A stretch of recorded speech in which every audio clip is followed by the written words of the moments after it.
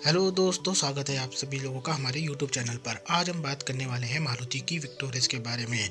जैसा कि आप सभी जानते हैं कि सितंबर मंथ में मारुति ने विक्टोरियस को लॉन्च किया था और ये कहीं ना कहीं हाई राइडर और ग्रैंड विटारा के प्राइस पॉइंट में ही आई थी। उसी कैटेगरी की ये कार है। जैसे कि आप सभी जानते हैं, इसमें पेट्रोल और के साथ साथ हाइब्रिड का भी ऑप्शन मिलता है। आज हम बात करेंगे कि ये हिट हुई या फ्लॉप हुई है।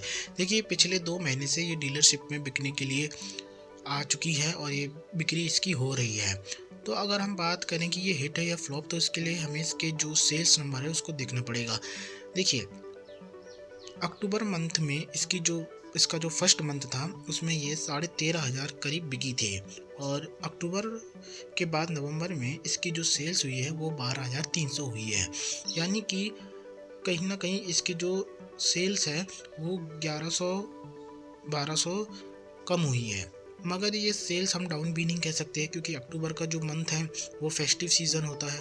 उसमें तो सारी कार बिकती हैं, तो इस हो सकता है कि उस वाला बूम हो।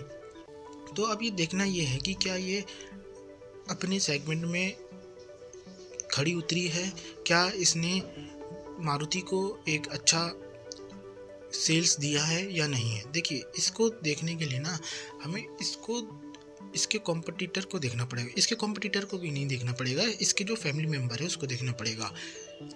जैसे कि आप सभी जानते हैं कि हाई राइडर, ग्रैंड विटारा और विक्टोरस तीनों एक ही सेगमेंट की कार है, एक ही फैमिली की कार है। तो अगर हम बात करें कि अक्टूबर मंथ से पहले जो हाई राइडर की सेल्स हुआ करती थी वो 14-15 हज़ार तक जा रही थी और ग्रैंड विटारा की सेल्स भी 14-15 हज़ार को जाती थी। कभी कभी ऐसा होता था कि किसी कार की सेल्स 14-15 हज़ार जा रही है और किसी कार की सेल्स 10-11 हज़ार आ रही है। यानी कि ऐसा फ्लक्चुएशन चलता था।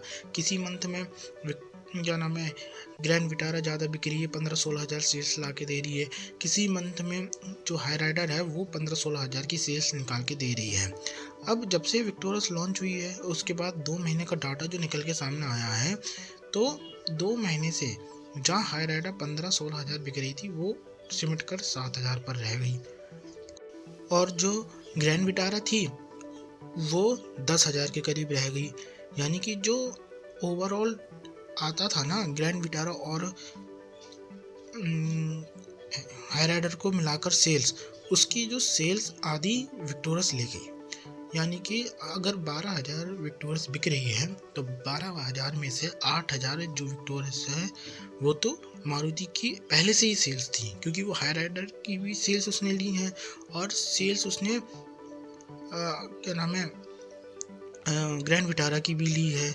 तो कुल मिलाकर उसने 8-9 हज़ार तो ऐसी सेल्स ली है और 2-3 हज़ार हम ये मान लेते हैं कि फेस्टिव सीज़न के साथ जो है वो सेल्स बूस्ट हुई है।